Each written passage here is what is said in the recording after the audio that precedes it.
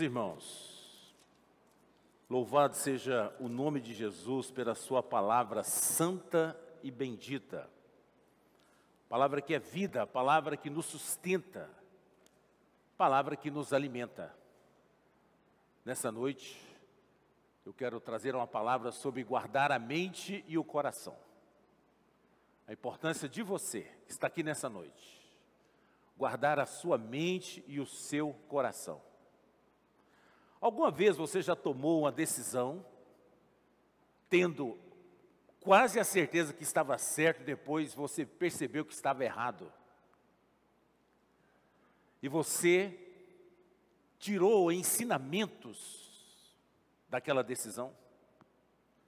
Nós estamos vivendo dias difíceis, dias que nós precisamos, irmãos, da orientação do Senhor, da palavra do Senhor para nós não errarmos. Porque uma atitude errada atrasa a nossa vida. Abre portas para o inimigo entrar, tirar a nossa paz. Abra sua Bíblia, por favor, no livro de Provérbios, no capítulo 4, no verso 23. Guardar a mente e o coração. Guardar a mente e o coração é uma conduta sóbria. A palavra do Senhor nos diz assim, queridos: sobre tudo o que se deve guardar, guarda o teu coração, pois dele procedem as saídas da vida. Amada igreja, como está a sua mente? Como está o seu coração? Nesse segundo dia do ano, nós temos mais 363 dias pela frente. E você terá que tomar decisões. Com certeza haverá momentos que você vai ser pressionado a agir. Então, 3 experiências falaram muito ao meu coração esse final de ano. Não foi comigo, mas foram de vidas que nós acompanhamos, e aquilo me deixou dias e dias pensativo, irmãos.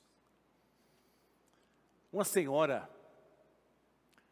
ela vivia num casamento muito atribulado, mas ela não guardou o coração e foi entrando amargura, rancor, ódio. E muitas vezes ela via a igreja, o Espírito Santo falava para ela perdoar o marido, começar novamente, e ela não obedecia. Ela não guardou o coração, e o final foi uma separação trágica, que arruinou aquela família, porque não guardou a mente e o coração. Um jovem que vivia na igreja, mas ele brincava com a igreja, brincava de ser crente, ele não levava as coisas a sério. Ele tinha um desejo carnal de experimentar droga, mas só foi uma experimentação, ele morreu de overdose, na cidade de Goiânia. Não guardou o coração. É sério, isso é muito sério. Um homem, irmãos, que vivia na igreja, participava da união de homens, ele abria brechas para algum pecado na sua vida, ele alimentava aquele pecado, e ele não rompia com aquele pecado. E aquele pecado fulminou a sua vida. Não guardou a mente e o coração. E eu pergunto para você que está aqui nessa noite, você tem guardado a sua mente e o seu coração?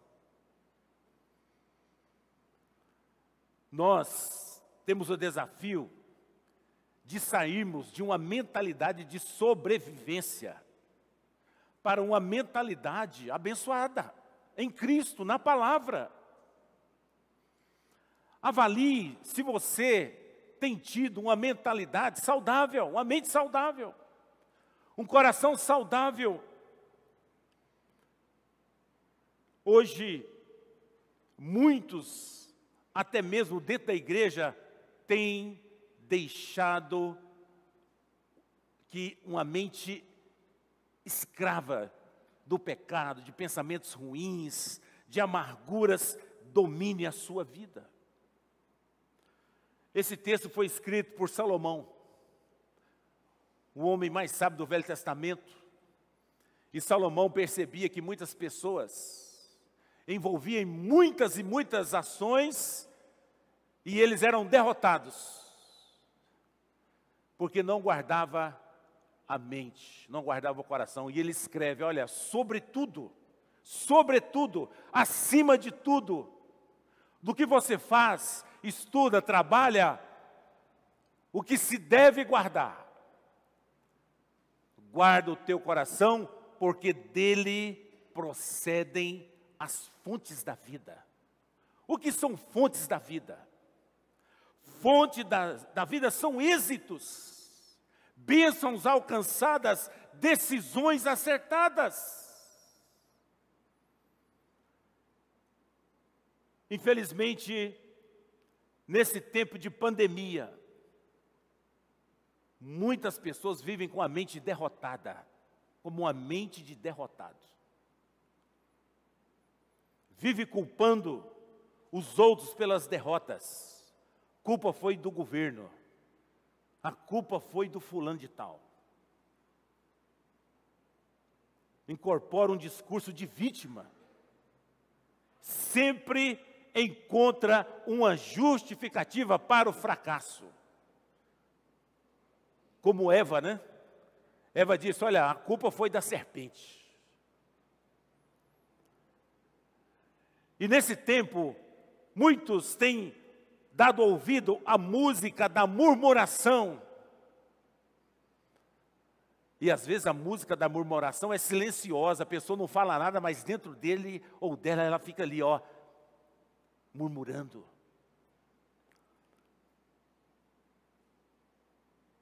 Hoje algumas pessoas gostam de cercar-se de pessoas fracas, para induzi-las ao erro. Tem muita dificuldade de honrar as pessoas. Só gostam de doar, de ajudar, não por gratidão, mas pelo desejo de ser visto. Então, igreja, mente e corações doentes certamente serão fatais para uma vida longe de Deus, longe das bênçãos. Sendo assim, nós precisamos proteger a nossa vida, que nos possibilita desfrutar de uma vida abençoada. Estamos aqui, ó, no segundo dia de um novo ano. E quando nós falamos de vida abençoada, queridos,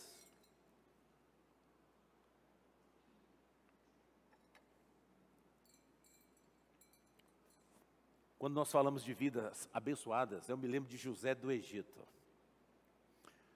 José era abençoado. Como aquele homem era abençoado. E Deus era com José. Ele ia para a prisão, ele tomava conta da prisão, porque Deus era com ele. José foi vendido como escravo. Do poço ele saiu para o palácio, porque Deus era com ele. Mas a palavra de Deus diz algo extraordinário, que José era um homem abençoado pelo Senhor. Amém, queridos? Então sejamos abençoados pelo Senhor. E o nosso desejo é que você tenha uma vida abençoada pelo Senhor. E eu pergunto, como proteger a sua mente para que os seus pensamentos não impeçam você de uma vida bem-sucedida? Como proteger o seu coração, para que ele não atrapalhe você a ter uma vida bem-sucedida? Como proteger a sua mente para que ela alcance as bênçãos do Senhor? Primeiro ponto, fuja dos pensamentos destrutivos. Você está pensando algo aí agora. E talvez você já lembrou de algum pensamento ruim que você já teve. E que ficou ali na sua mente, incubado. E que você teve dificuldade de sair daquele pensamento ruim. Esses dias atrás, rapaz, perto da minha casa tem um bar. Não vou falar um nome mais pejorativo para não ser deselegante, né? Mas eles passam uma música lá o dia inteiro e aquela danada daquela música não saía da minha cabeça. Eu falei, o sangue de Jesus tem poder, Pai. Me livra desse flagelo. Então, às vezes, nós somos tomados, irmãos, por pensamentos ruins. A palavra de Deus em Marcos 7, 21 diz, pois do interior do coração dos homens vêm os maus pensamentos, as imoralidades sexuais, os roubos, os homicídios e os adultérios. Esse versículo fala que o pecado começa no coração. Pois do interior do coração dos homens vêm os maus pensamentos, as imoralidades sexuais, os roubos, os homicídios e os adultérios. Igreja, se realmente somos do Senhor, os nossos pensamentos têm que estar fixados no Senhor. Amém, queridos? Isso é muito importante. Não é à toa que o inimigo ataca as nossas mentes com pensamentos destrutivos. Ele sabe que se ele puder desenvolver fortalezas em nossos pensamentos, ele facilmente nos levará a viver uma fé de derrota. Não tenha uma fé de derrotado, mas tenha uma fé de um crente firmado em Jesus. Filipenses 4:8 diz, finalmente, irmãos, tudo que é verdadeiro, tudo que for nobre, tudo que for correto, tudo que for puro, tudo que for amável, tudo o que for de boa fama, se houver algo excelente ou digno de louvor, pensem nessas coisas. Que maravilha! Que maravilha!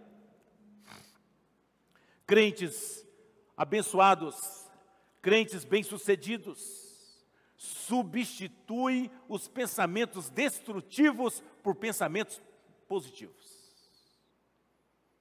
Às vezes alguém falou algo para você, você reporta a palavra de Deus, diz, a minha palavra, o que fica na minha mente é a palavra de Deus. Pessoas bem-sucedidas, abençoadas, pensam em coisas que são verdadeiras, coisas nobres, coisas corretas, coisas puras, amáveis e de boa fama, coisas que trazem edificação e saúde para a vida do corpo de Cristo. Bill Johnson, um grande pensador, ele disse, recuse-se a aceitar em sua mente um único pensamento sobre a sua vida que Deus não tenha para você. Aquele jovem que eu falei no início da mensagem, ele ficou incubando o pensamento ruim de usar droga. Só uma vez, vai ser bom, o que tem?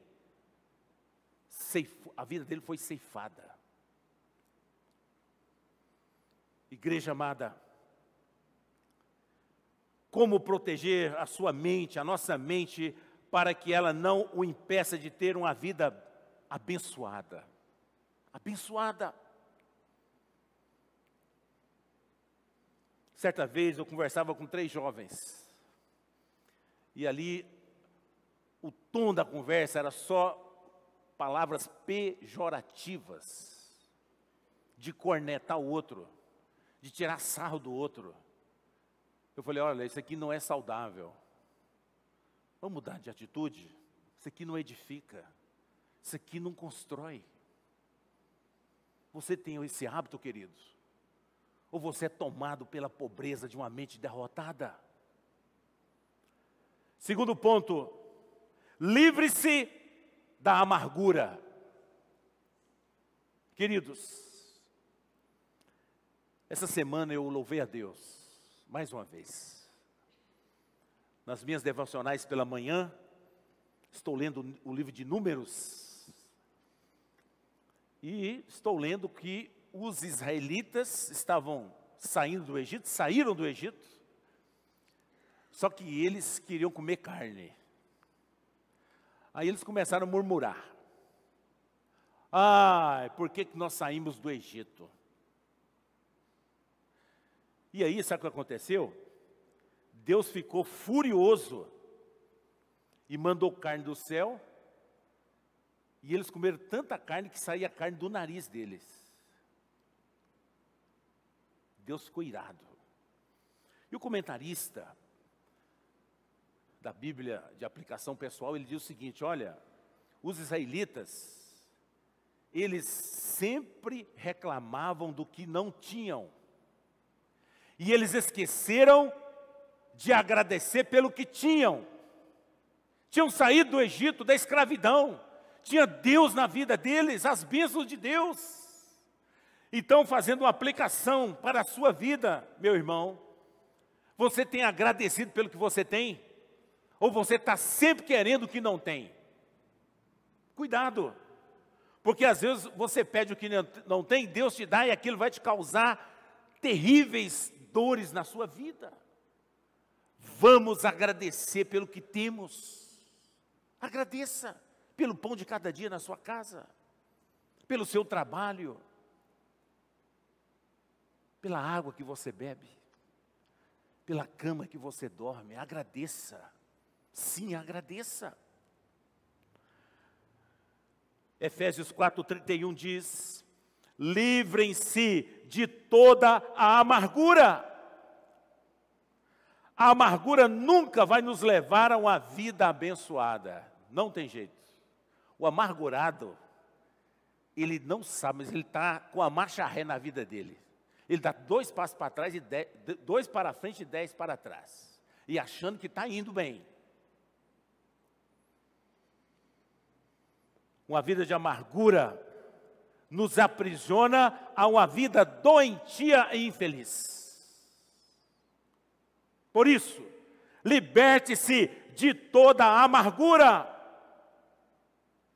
Hebreus 12:15 diz: cuidem que ninguém se exclua da graça de Deus, que nenhuma raiz de amargura brote e cause perturbação, contaminando a muitos. Igreja amada, desfrute de uma vida que Deus lhe deu. Muitos crentes não agradecem a vida que Deus deu para eles, sabia? Está sempre reclamando. E não desfruta. Queridos, livremo-nos da amargura, mas também pedimos ao Senhor Jesus que nos liberte dos pecados que nos escravizam. Amargura, murmuração, soberba, julgamento, insubmissão são pecados ocultos que está detonando com os crentes. João 8:34, Jesus diz assim: digo-lhes a verdade, todo aquele que vive pecando é escravo do pecado. Todo aquele que vive pecando é escravo do pecado. Para desfrutar de uma vida abençoada, você precisa romper com o pecado. Nunca vou esquecer. Fui batizar uma turma numa igreja e aquela irmã falou: pastor, eu quero me batizar, mas eu quero confessar um pecado que eu tenho e eu quero que Jesus queime a minha língua, porque eu sou fofoqueira. E eu quero estar livre desse mal. E nós oramos. E várias vezes eu tive que repreender aquela irmã, em nome de Jesus, use a sua língua para a glória de Deus. Então, igreja, usemos o nosso coração e a nossa mente para a glória de Deus, amém? Isso é importante. Deus quer nos abençoar. Deus quer nos levar a uma vida saudável. Eu gosto muito quando o apóstolo Paulo diz em 1 Coríntios, nós, porém, temos a mente de Cristo. Temos a mente de Cristo. Dê atenção ao que Deus lhe diz. Igreja amada, dê atenção ao que Deus está lhe dizendo. Quantas e quantas vezes você vem à igreja e ouve mensagem. Você vai lá no YouTube, fica ouvindo lá o pastor Hernandes Dias Lopes, pastor, não sei de quantas. E às vezes você não guarda o que Deus está te ensinando.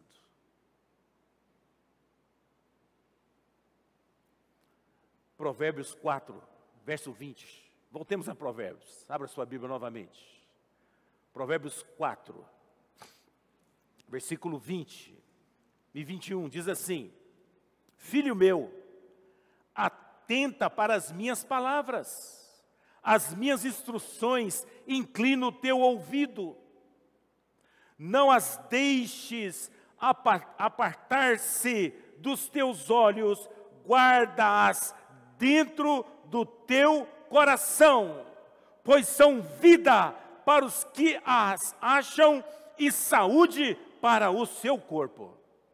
Que maravilha! Queridos, quero trazer um texto aqui de um homem que ele estava sempre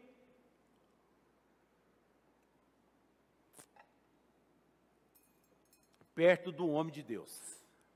Ele estava sempre perto do homem de Deus. E o homem de Deus falava com ele. Ele ouvia Deus falar, mas ele não guardava aquelas palavras no coração. Sabe o que aconteceu? Vamos ler o texto que você vai saber. Abra sua Bíblia aí. 2 Samuel, capítulo 6. 2 Samuel, capítulo 6. 2 Samuel 6. Davi leva a arca para Jerusalém. Você ama a palavra, amém? Sim ou não? Então eu acredito que você medita nessa palavra aí dia e noite. Se você a ama, né? Se você a ama, você não fica aí o dia inteiro em rede social. Você fala, Senhor, agora é a tua palavra, chega, eu quero palavra. É assim que tem que ser. 2 Samuel 6, preste bem atenção. Tornou Davi a ajuntar todos os escolhidos de Israel, em número de 30.000. Levantou-se Davi e partiu com todo o povo que tinha consigo para Baalim de Judá, a fim de levarem de lá para cima a arca de Deus, sobre a qual se invoca o nome do Senhor dos exércitos, que se assenta entre os querubins. Verso 3. Puseram a arca de Deus em um carro novo e a levaram à casa de Abinadab, que está no alto da colina. Uzá e Aiô, filhos de Abinadab, guiavam o carro novo. Levaram-no da casa de Abinadab, que estava no alto da colina, com a arca de Deus, e Aiô ia diante da arca. Verso 5. Davi e todos os israelitas alegravam-se perante o Senhor, com todo tipo de instrumentos de pinho, harpas, saltérios, tamboris, pandeiros e símbalos. Quando chegaram à eira de Nacon, estendeu Uzá a mão à arca de Deus que segurou, porque os bois tropeçaram. Então a ira do Senhor se acendeu contra Uzá, e Deus o feriu ali por essa irreverência, e morreu ali junto à arca de Deus. Uzá, irmãos, era líder de Israel. Estava numa missão importantíssima, levar a arca. E ele sabia que não pode tocar na harpa a não ser sacerdote. E a harpa tinha 2 varões que o sacerdote não tocava. Os varões ficavam sobre os ombros deles, eles não tocavam na arca. E dentro da arca havia a vara de Moisés e os pães da preposição. Então Uzá ouvia, e desapercebido, a arca ia cair, ele pôs a mão, morreu fulminado. Morreu fulminado. Desatenção. Desatenção. Você é atento ou desatento com a palavra de Deus? Sabe o que aconteceu? Davi se enfureceu, porque o Senhor irrompera contra Uzá e chamou aquele lugar de Perez Uzá, até o dia de hoje. Temeu Davi ao Senhor naquele dia e disse: como virá a minha arca do Senhor? Mas o que me chama a atenção, queridos, é o versículo 13. Quando os que levaram a arca do Senhor tinham dado 6 passos, ele sacrificava bois e carneiros cevados. Então o temor veio, e agora eles davam 6 passos e paravam e sacrificavam um boi. Temor do Senhor. Você tem guardado a sua mente, o seu coração, e tem cultivado no seu coração o temor do Senhor? Ou você vai fazendo as coisas assim, sem buscar a Deus, sem obedecer, sem critério? Queridos, precisamos reconhecer que o nosso coração é enganoso. O nosso coração é enganoso. Por isso que eu perguntei para você no início dessa mensagem, se você já tomou alguma decisão na sua vida, acreditando que você estava certo, depois você estava errado. E você colheu os frutos daquele engano. Jeremias 17:9 diz: enganoso é o coração mais do que todas as coisas, e desesperadamente corrupto, quem o conhecerá? Provérbios 19:21 diz: muitos são os planos do coração do homem, mas o que prevalece é o propósito do Senhor. A.W. Tozer, um grande homem de Deus, ele disse assim: nunca ouça um homem que nunca ouviu a Deus. Nunca ouça um homem que nunca ouviu a Deus. E essa aqui, é do Wesley Nascimento de Oliveira, não sei se vocês conhecem. Não ande com um homem que escolhe o pecado. Não ande com um homem que escolha o pecado. Precisamos de homens e mulheres que ouçam a palavra de Deus, que não brincam com Deus. E eu encerro essa mensagem perguntando: como está a sua mente e o seu coração? A minha oração, meu desejo é que você tenha um ano abençoado pelo Senhor. Amém, queridos? Então é possível que você precise confrontar o seu coração, a sua mente.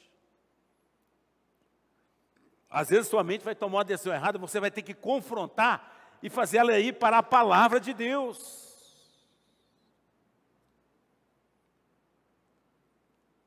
Que nós precisamos entender